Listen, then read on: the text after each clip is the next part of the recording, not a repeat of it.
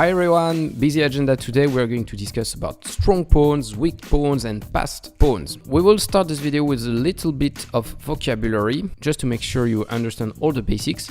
So we will define together what is a passed pawn, an isolated pawn, a protected pawn, connected pawns, double pawns and backward pawn, and we will see which ones are weak and which ones are strong. First, a pawn that cannot be blocked or captured by enemy pawns in its advance to promotion is a passed pawn. Here, clearly the e4 pawn cannot be blocked or captured by a black pawn because there is no pawn on the e file and there is no pawn either on the d or f file. Therefore, this pawn is free to move, and it is a very big asset in white's position.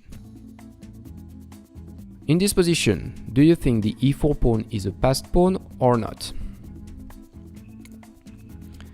Be careful because the position was not exactly the same than the previous one, and here black has the f7 pawn that is able to block the e pawn.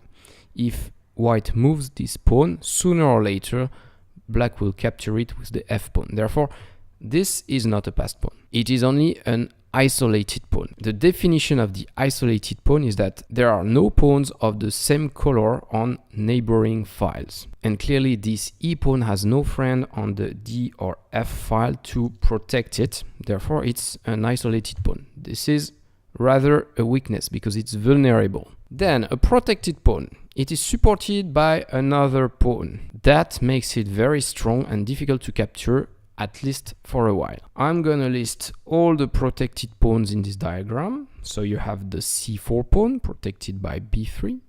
You have c5 protected by b6, which is itself protected by c7.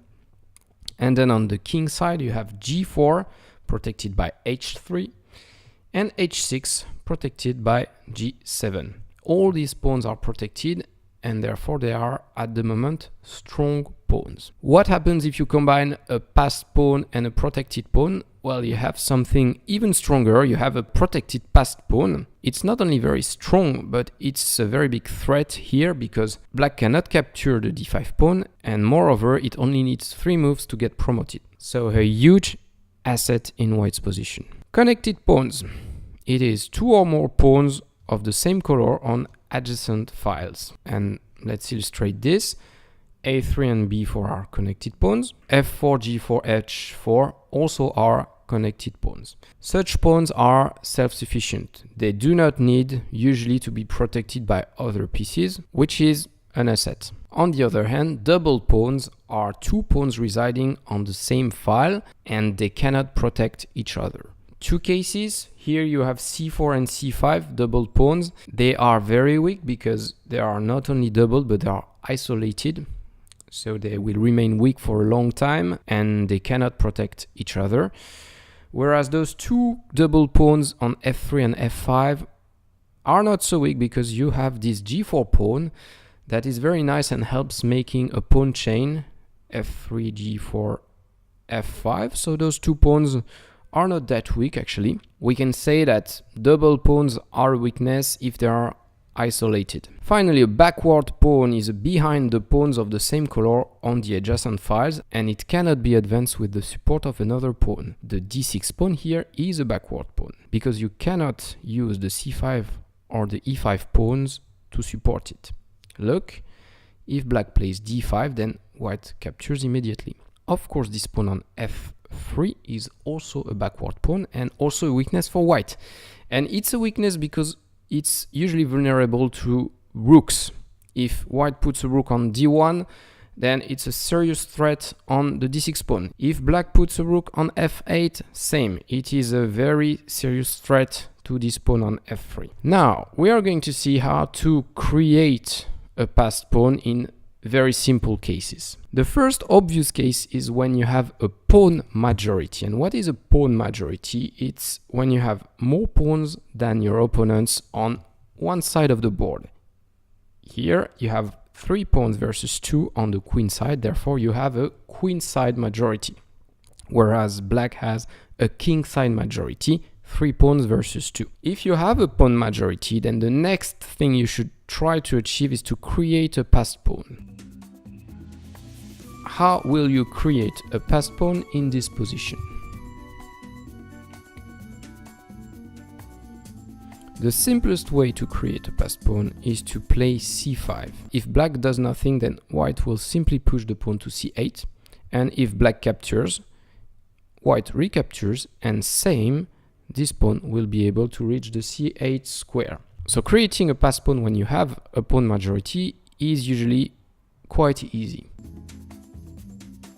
Now, there can be situations where your pawn setup is not so favorable.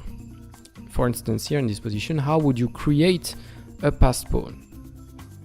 And this is an introduction to pawn breakthrough, actually. You simply play a5, and that's enough, because it seems like you've just lost a pawn, black captures, but then this pawn now on the b file is now a passed pawn, and as you will see, it is close enough to the promotion square to win the game. Now let's look at what happens.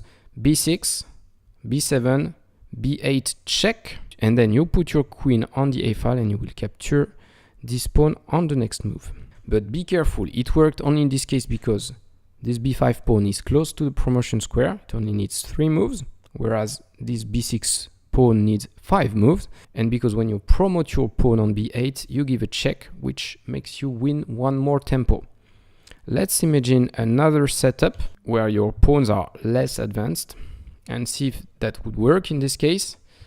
a4, now black captures, but black will be the first to promote his pawns.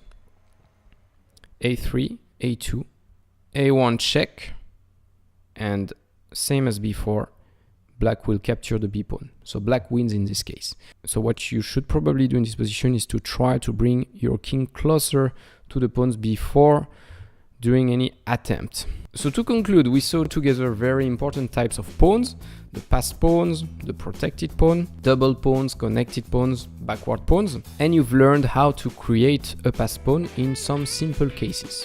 When you have a pawn majority, this is easy, and when you have a backward pawn, you can also have some pawn breakthrough. I think that's already a lot, so I will stop right now. Probably the next video will be about the rule of the square, a very fundamental topic of king and pawn endings. So I hope to see you there. Bye bye!